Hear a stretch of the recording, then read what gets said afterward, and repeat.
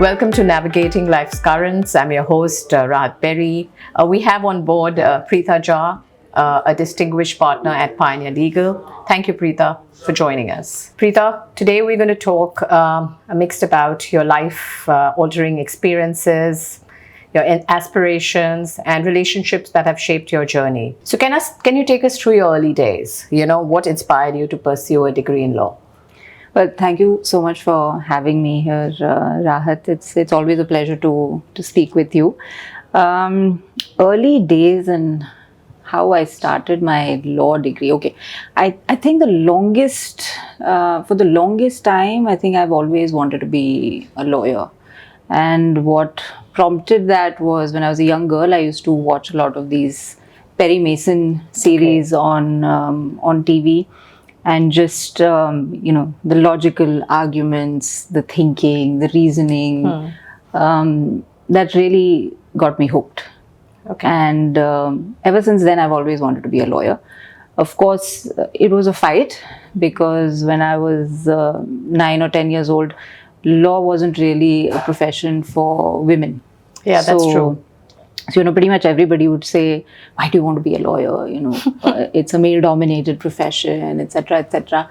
But obstinate that I am, I had my mindset. So at some point in time, I knew that was it, and that if I didn't pursue that, then I would regret it. My mother, of course, always thought that I'd end up being an engineer or a doctor. Wow. Like most parents do. So yeah, mine wanted to be a chartered accountant. So interesting. So how did your upbringing and education shape your perspective on life and work? So I come from a very typical middle class Indian family. It was my father, my mother, me and my elder sister. My father was a bureaucrat, sole earning member of the family, and my mom would have sacrificed so much just to make sure, that we were educated and well fed. Because he was a bureaucrat, we moved around Absolutely a lot. So it meant that we didn't live in the age of social media. So you kept leaving people behind, and then, you made new friends and you developed new relationships every 3 years. Also a lot of discipline, right? A lot of discipline, and I guess that just made us more adaptable to a new environment. Okay. So change wasn't something that really bothered me because I was brought up with change, constant change. New houses, new cities, new schools, new friends. So it sort of shapes you as a more global individual, I would say, because you met different cultures. Broader perspectives of life. Broader perspective. I went overseas for a year when I was a child. So it helped. What also helped was the amount of hard work that was put in by our parents to make sure that we had a better life than they did. That, yeah. So you value what they've done for you more. And that in turn makes you more grateful for what you have today. Absolutely. Because I don't think they had the opportunities that we did. Absolutely. So, very grateful, and that's just the very intrinsic part of the journey of life, right? Yeah, and just the way that we've been brought up, I think, has greatly helped not just me, my elder sister as well. In our careers. I think it's a lot to do with the values and the virtues that we are entranced on, and put up on. And I think that's what actually helps us in terms of building us as better human beings, besides professionals, etc. So, yeah. It's not just that, there was a lot of stuff that we had to figure out on our own. Yeah. It's not that someone was mollycoddling you for every little stumbling block that you came across. And I think that's something that we as parents today tend to do all the time. Yeah, I think my mother didn't even know which standard I was in. You did your own college application. Everything. Here you have parents, pushing through which college. And there's so much of interest in terms of, this is what you should do. I think the freedom that we had, I think we're blessed. Not just the freedom, I think it was a great journey of learning, because you don't realize at the time that you struggled, you felt like, oh, there's nobody to help me out. Yeah. But you don't realize how much you learnt because of the Absolutely. struggle. No, that I you totally went agree. through. I totally agree. And we don't put our kids through that anymore, So You give them everything on a platter. So, every time they have this, even the smallest issue, and you're there to help them out, I now actually make a conscious effort to say, you know what, you Fine. figure it out. Yeah. No, I think that will help her. That will definitely help her in her. Yeah, I mean, she's still 4, so. I think 4 in this age is very, very different from what 4 was in ours. It is. So, okay, what has been some pivotal moments in your career that significantly affected your journey? So, if I were to look at my career broadly, I'd say you can break it up into 3 pieces. When I first started as a lawyer, I didn't have anybody else in the legal profession as family or as a friend who I could really go and speak to about, what I should anticipate, any advice, none of that. Sure. So I had to play it by ear and see how it was going. So my first stint was at a firm where I spent 2.5 years. And I think that journey pretty much taught me everything that I didn't want to do as a lawyer, and had me questioning, this is not why I became a lawyer in the first place. To the point where I think I had almost made up my mind that maybe people were right, law is not for me. And then I was sitting with one of my friends at that time and said, why are you making up your mind based on just one experience? One experience. You give it another shot, And I thought, yeah, well, it makes sense. And in about 2.5 years later, I joined my second firm, DSK, right? Which was DSK Legal. Yeah. And I actually took a pay cut to go there. So you can imagine my mental state at that point in time. And I discovered a whole new world, I discovered great teammates, great people to work with.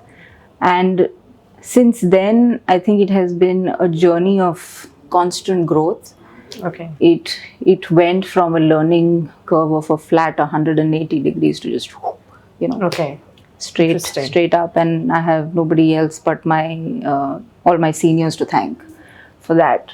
It's also you as an individual, right? Because you took that decision. So yeah, I think it's. But you need to have the opportunity. Yeah, that's true. Is what I'm saying, and I was given. But you had a choice of not that. taking this opportunity, Pritha. Exactly.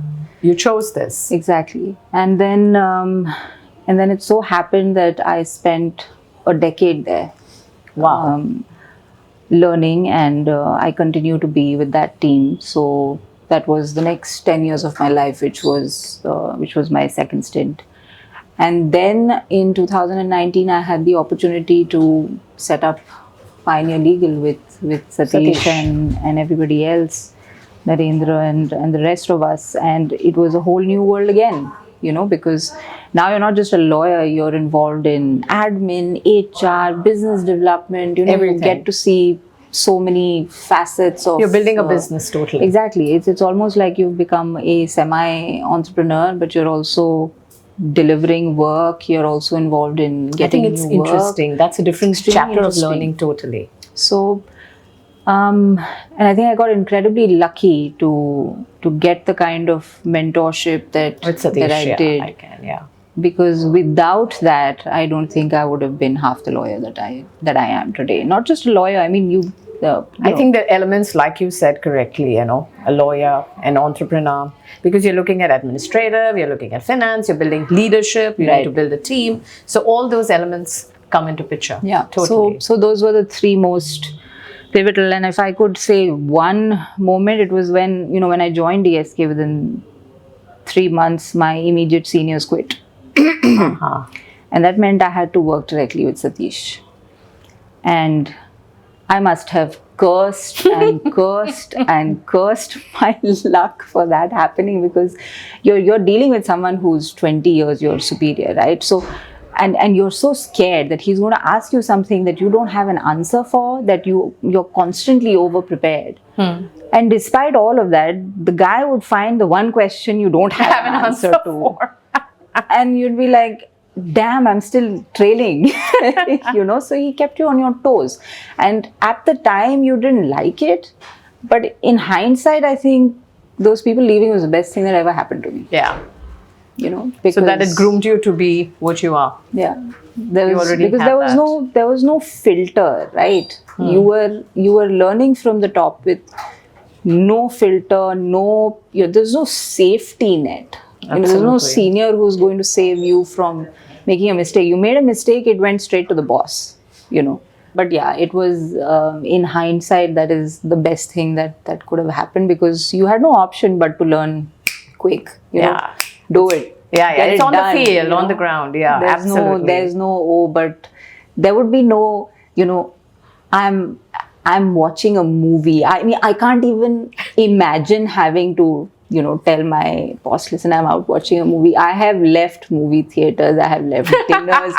People would say, oh my God, that's a very unhealthy habit. But, the thought never occurred that I could even say this. Yeah. I'd be like, okay, no, it needs to get done now. I think that responsibility was. I think maybe we were overly responsible, but I know that today nothing has changed. I mean, it doesn't matter where I am. Even today, if he calls me, I don't care where I am. I'm in a car, I'm in a restaurant, my laptop is there because I'm there for support, right? And that's the most important thing when you work in a team. You need to know that your support is not gone away. Absolutely. Can you share a particular relationship, be it family, friend, or a relationship that has greatly influenced your life choice? I think that's a difficult question to answer, Rahat, because you've had so many relationships in your life. Okay, one and in each. So if I have to say one personally, so you would say either, you said it could be your father, or it could be your mother, or it could be somebody in the family, or from a business. Well, I would just say my immediate family is my strength for everything. They're there as the fulcrum to make sure that you're grounded. So my father, my mother, and my sister are like, the people that I would go to.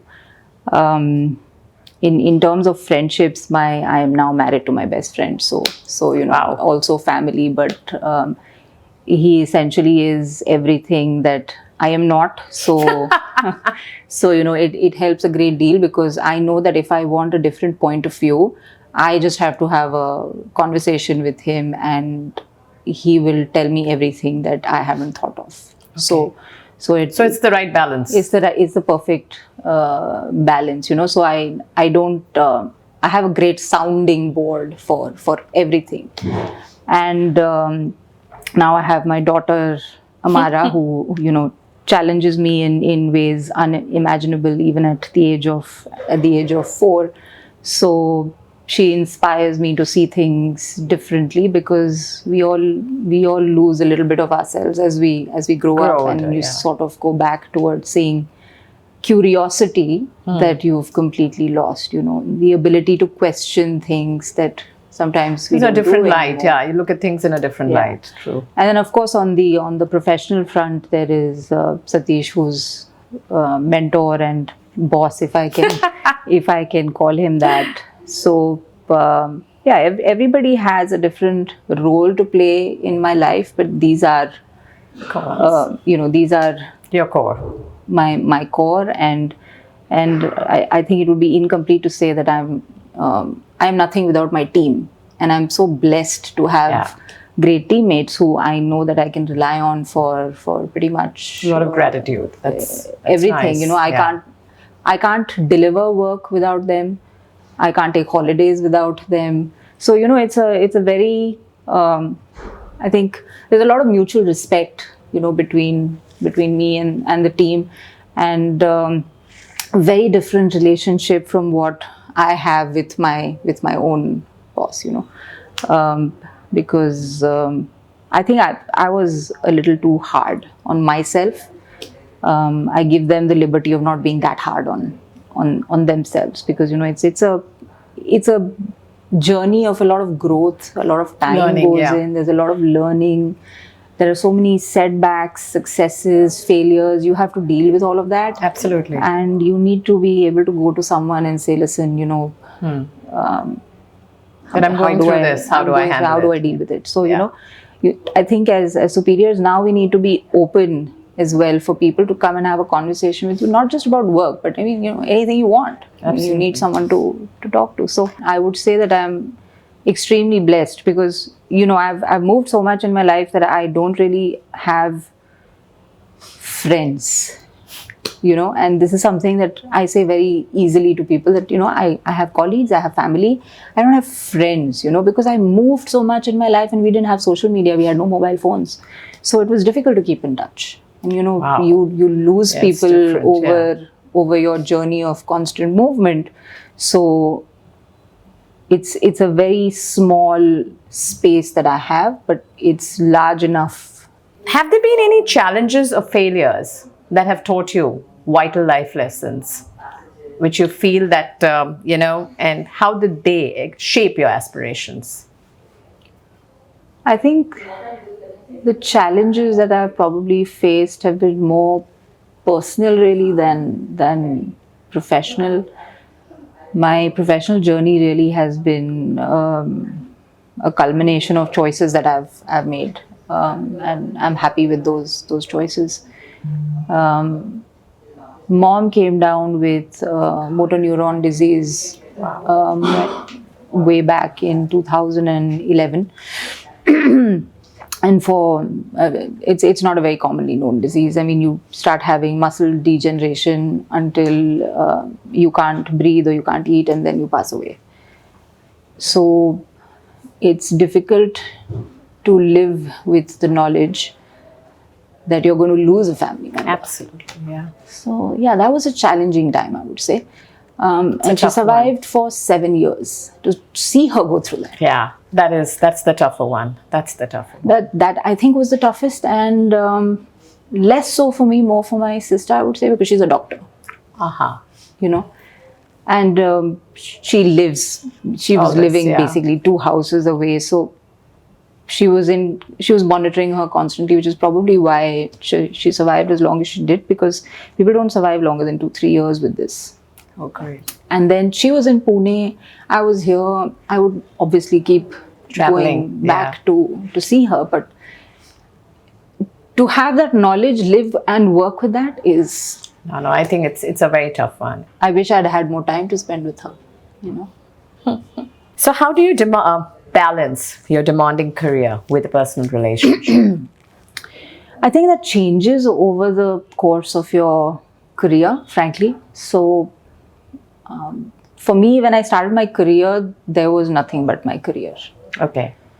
There was, and I didn't start drinking alcohol until I was 28. Wow. Yeah, until I met my now husband, then very good friend. You're one of the few. I'm one of the few. So, I never got caught up in the, we're done with work, let's go drinking mode. And like I said, I didn't have a whole bunch of friends that I could hang with. And I think as I was completely immune to peer pressure. So if anybody came and said, Pritha, let's go and party, I'd be like, not interested. So there was work, and weekends were spent maybe on hobbies or just going back to Pune to meet my folks. So, and there was nothing else for about 7-8 years until I knew that now I had the knowledge and the wherewithal to deal with work, So nothing. And then by year 9 and 10, I was already at associate partner. I got married when I was an associate partner. Okay. When I had my child, I was already a partner. And I think with the fact that you have now grown at that level in your profession, you get a lot of discretion to decide how to deal with your time. Because you are now not a team member, you are leading the team, right? Okay. So it's easy for me to navigate, of course, with the team that I have, to say that, I'm going to be unavailable for these many hours before my daughter is in school, or I need to have this time with her after she comes back from school, and then I'm at your beck and call later in the evening. But come what may, I will make it a point to leave the office at a certain hour, because if I don't, then I don't get the time that I want to spend. So yeah, you need to with her. create discipline with the element of all still staying focused with what you need to do. So I won't say that it is easy, but I think it's more manageable simply because of where I am in my career currently. Do you want to share certain thoughts for people who would be watching this? How would you? So I frankly feel, Rahat, that a lot of things don't get managed because a lot of things don't get communicated. Okay. There is nothing that you can't manage with just a little bit of communication. Nobody's saying that you can't have a life. Okay. And if you work with someone who expects you not to have a life, then you're obviously working in the wrong place. But for example, I expect that my team tells me, I'm going to be out from so and so to so and so because I need to go watch a movie, or I'm out. Honesty. Just be honest, so I know that you're not there. Yeah. So I can deal with it, or somebody else can deal with it. I think the problem happens when someone is not available and you don't know that they're going to be unavailable. So communicate. Over communication is fine. Under communication is where the trouble starts brewing. So it's brewing, and it's easy to manage work and life and other commitments quite easily if you just communicate. Okay, so let's move into the legal industry, which is your core. Now, how has that impacted your personal values? You feel that anyway it has changed your personal values being a part of a legal industry? I actually think that perhaps I chose the legal industry because I was, as a personality, I think I was quite aligned with how the legal industry works. I'm very argumentative. Yeah. I don't like talking socially as much, but if there's logical reasoning involved, generally, you'll see me talking about it. It teaches you a certain discipline. It also teaches you a lot of things that involve compromise. You realize through your career, you realize that you want to argue and you want to say, no, I'm right. But you need to understand that the other person has a point of view that you need to take into consideration. And for example, if you're deal making, there's going to be no deal unless you can agree, right? So if you go from being, oh, this is a problem, to, okay, fine, there's a problem, and what's the solution? Let's figure out how to do this, rather than keep saying, no, I want this done my way. That doesn't work. So that's the biggest learning and personality shift. It also teaches you a lot of patience. I think as a young lawyer, I was more spontaneously combustible, so my reputation generally tends to precede me before I walk into a deal. I think over time that's changed. I think it also comes with maturity, with age. So now I have my team members who react the same way I used to, and now I'm playing the role that Satish used to, and say, calm down, it's a deal. It happens every day. Relax. We'll find a way. So that does bring about a change in your personal values and your mental health. So that's a tough one. I think you deal with it the best you can. For me, frankly, I feel like all of us have bad days. All of us go through those days where like, I don't want to get out of bed, I don't want to do this anymore. We all have those days, and anybody who tells you otherwise is lying. It's how long you stay in that phase that determines whether you're going to have a mental health issue or not. Okay. And for me, the biggest savings have been, you feel like shit, go and work out, go for a walk, spend time with someone who's going to take your mind Find different off. ways of distracting yourself without it leading to what I call escapism.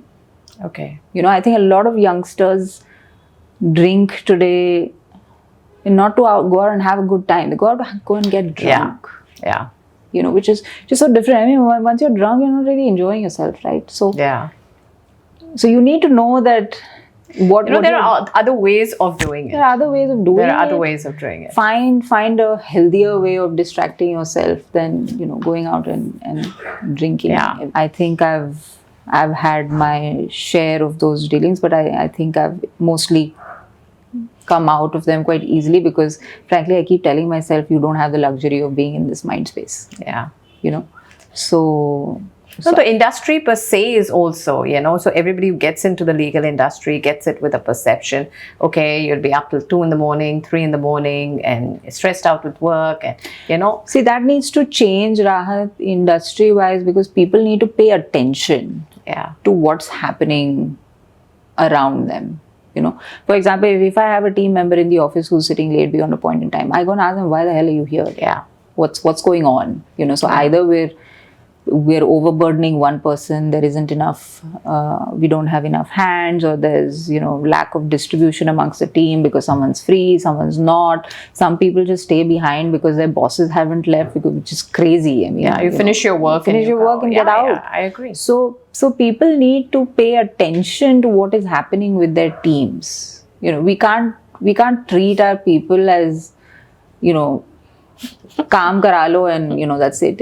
I mean, to me, my team is like my family. Yeah, of course. And they spend a large time. Yeah, and frankly, I one of the things I really pride myself as, I'm very good at reading people. One look at your face and I will know that something is wrong. Wow. Yeah. This person is either something is up, and I will go to that person and say, what's up? You don't look like you're in the right frame of mind today. Something happened. Sometimes they'll open up. Sometimes just having acknowledgement that someone knows that something is up and wants to do something about it, to show that you care, is enough. So people just need to be more aware of the surroundings and the people around them. It's not that tough to just go to someone and say, hey, what's up? Let's chat. The open culture. Encourage people to talk. And they may not open up on day one, but they will open up. You just need to prod a little bit more, And some people are like completely closed door and will not appreciate you. And we have those as well. But over a period of time, then you'll know that, okay, this person wants to be left alone. You have to be dealing with them in a different manner. So you have to deal with different people differently. I can't treat my, 12 team members in the exact same way. I know that each personality is different. Somebody will react differently to mollycoddling. Somebody will want straightforward, just tell me the way it is. Some people are not very great at dealing with negative news or constructive criticism. So you have to change your approach to. What advice would you give to young professionals, especially women, girls who are entering the legal field? I would say first set your goal. Okay. And then decide how you want to get there and when you want to get there, and have the clarity of thought to put your plan into motion. Sure, you'll have, things that come along the way. But for me, for example, I was very clear that career first. So everything else, whether it's getting married or having children or, taking care of the family, everything else came later. Okay. It's not that you can't have it. You just make sure that you're stable enough that when you take that decision, you're not going to deviate from your So basically, create path. your priorities. Create right? your priorities. Create your priorities very, very clearly and don't deviate from it. And the most important thing is to make sure that you choose the right life partner. Yeah. That will either make or break your career. Absolutely. You need to have a family that will support the fact that you work. Yeah. Will support the fact that you want to have children and work. Yeah. We didn't get educated just to have children and bring them up. We also wanted to have And careers. also the children tend to respect you if you add that value to them. Exactly. And it's not that you must have a career. You can, women always have the choice to say, I don't want to work, I want to look after the family. It's fine. But don't change from, oh, I want a career, to, oh, I can only have a family because someone else is now dictating those terms to you. And you know, be a realist. At the end of the day, you know, you don't know realize, yourself. You need to know that you need to live with yourself more than you need to live with someone Absolutely. else. If you are not going to be happy, nobody around you is going to be happy. Yeah, that's true. So to conclude, what brings you joy amidst the complexities of work, and how do you foster your mental and At the well-being? moment, I would say that the happiest part of my day is spending time with my daughter. She's terrific. Just the other day, you know, I was thinking of this one instance where she taught me something new. You know, you have blocks which are triangles and circles and squares, and I gave her a box and I gave her those pieces, and I said, you have to put these through. And she looks at the box, and she looks at my face, and she picks up these blocks.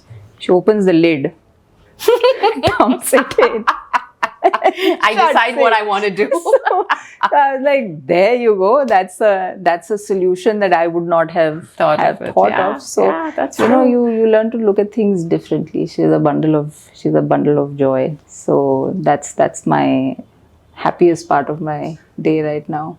That's lovely. And it's a great stress buster, I must say. Absolutely. You know, because you can forget your phone, forget the work, forget everything else, and you know, you're spending time there. That time is the most beautiful time. It's the most beautiful, and it sets your head straight, and you know that it sets your priorities straight in life. You know, core memories creation, I think, is important. You know, I think we've all gotten a little perhaps too materialistic in life. You don't realize that you're not going to remember what bag you had. You're going to remember the time that you spent. So, the relationships. I think relationships and the value of relationships are so important. I think whether you're talking family, whether you're talking a partner, I think somewhere down we get into that whole rut of life where, okay, I need this, I need that. Make the time. I think, you know, as somebody just told me, be in the moment.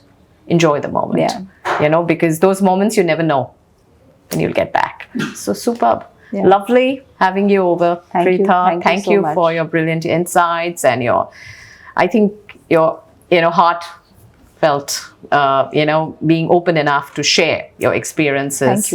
Thank you for having me. Thank you.